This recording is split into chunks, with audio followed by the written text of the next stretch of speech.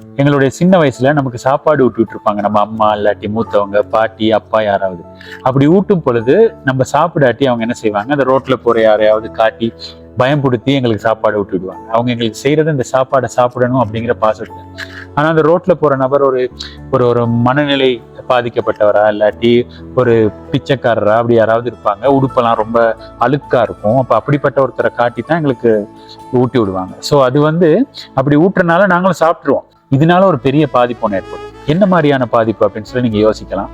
அதாவது நாங்க ஏதாவது ஒரு பொது இடத்துக்கு போற நேரம் இப்ப இந்த மனநிலை பாதிக்கப்பட்டவங்க இல்லாட்டி இந்த மாதிரி பிச்சைக்காரவங்க யாராவது ரோட்ல அப்படி விழுந்து கிடக்கும் பொழுது அவங்க மயங்கி இல்லாட்டி அவங்க சொல்லுவோமே செத்தே விழுந்துட்டாங்க அப்படின்னு எடுப்போம், ரைட்? அப்படி விழுந்து இருக்கும் பொழுது நம்ம போயிட்டு அவங்கள காப்பாத்துறதுக்கோ இல்லாட்டி அவங்களை கை கொடுத்து அவங்கள தூக்குறதுக்கோ நம்ம ட்ரை பண்ண மாட்டோம்.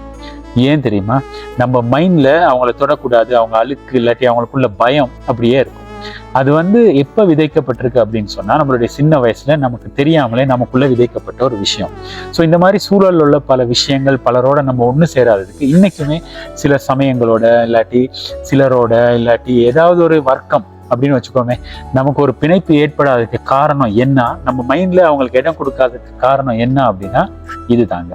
இதுல ரொம்ப டேஞ்சரான விஷயம் என்னன்னா, 30 வருஷமா தொடர்ந்து நம்மளுடைய மைண்ட் செட்டுக்குள்ள என்ன மாதிரியான விஷயங்கள் விதைக்கப்பட்டிருக்கோ அதுக்கு ஏத்த மாதிரி தான் எங்களுடைய ஆட்டிடியூட், எங்களுடைய மனப்பாங்கு வளரும். இந்த 30 வருஷத்துக்குள்ள எங்களுக்குள்ள ஊட்டப்பட்ட இந்த விஷயங்கள் நம்மளுடைய 3 தலைமுறை, நமக்கு பிறகு வர 3 தலைமுறைக்கு இந்த எண்ணங்களை மாற்ற முடியாது. ஸோ எங்களுடைய எங்களுடைய பிள்ளைகளுக்கு போயிட்டு இப்படியே போய்கிட்டு இருக்கோம். ஸோ இப்படியே எல்லாருக்கும் ஸ்ப்ரெட் ஆனிச்சுன்னா இதுல இருந்து மாறவே முடியாது.